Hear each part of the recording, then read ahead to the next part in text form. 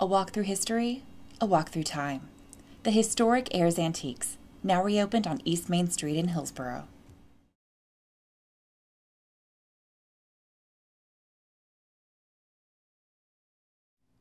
Representing 4 different areas of government, 4 officials took their oaths of office Thursday night at the High Tech Center in Hillsborough to represent Highland County constituents.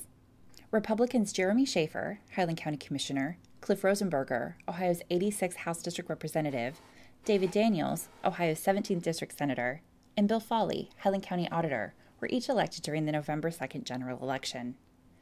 Highland County Republican Party Chairperson Kay Ayers welcomed the group, and she, along with Foley and Terry Washburn, gave a recounting of 2010 politics from a local, state, and national perspective before the officials were sworn in. Daniels, Rosenberger, and Foley were sworn in by Highland County Juvenile and Probate Court Judge Kevin Greer, and Schaefer was sworn in by his father, Roger Schaefer, who is president of the Lynchburg Village Council. I've really been blessed with great family support. Even when I ran for township trustee, I'm sorry, I'm kind of, it was, I was just out of high school running for township trustee, and my parents really supported me for it. It was a 5-way race, and it was kind of shocking that I won. And I carried 50% of the vote then, and that started me on the trail to become county commissioner, I guess, today. But it really was the support of my family to get me here.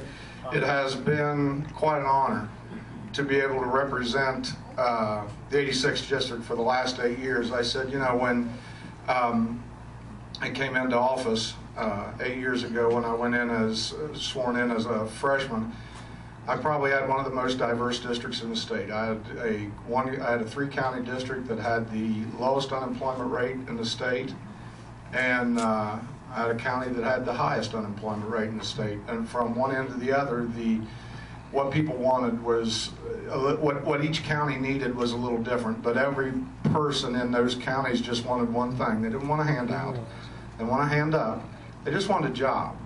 And I've had the opportunity to serve in some very good economic times and some very poor economic times, and I am humbled that people in Clinton and Highland County especially have shown their faith in me once again with the problems that we're having. So it has been an honor. I look forward to my new challenges, my new duties. I'd be remiss if I didn't thank David Daniels, because I don't think I'll have, there's no better mentor or tutor that I'll be able to have than David, and I'm very, very lucky to be able just to go and ask him for the help and get guidance from David. I'd also be remiss if I didn't say a few quick words about Bill Horn, because I got to tell you, I got to know Bill very well on the campaign trail, and he just made the race what it should be when you run for office.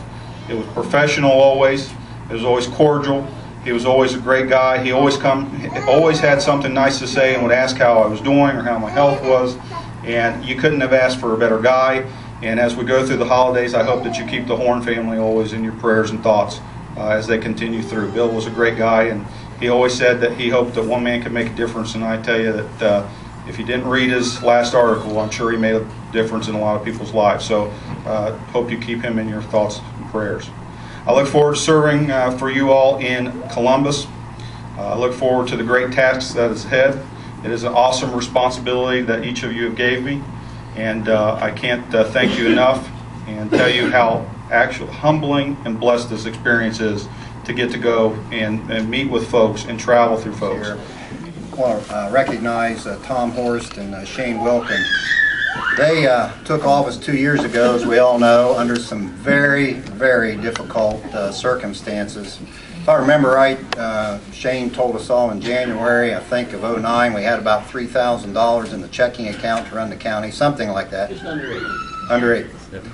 So they have, you can argue whether the decisions they made were the correct ones or not, but you cannot argue that they failed to make tough decisions, unpopular with some, but they were needed. They really were.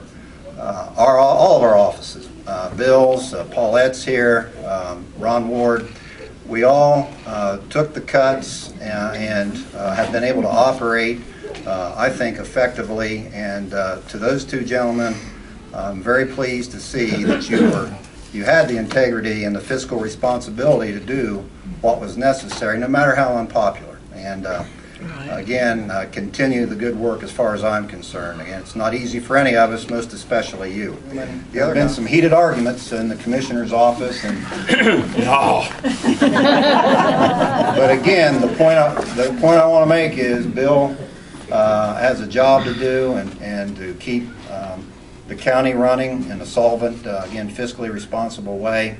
Sometimes there are arguments, but I appreciate and respect very much your willingness not just to go along to get along. And I know it's not been fun. It's never popular or fun to be out on an island by yourself, but I appreciate what you've done as our county auditor.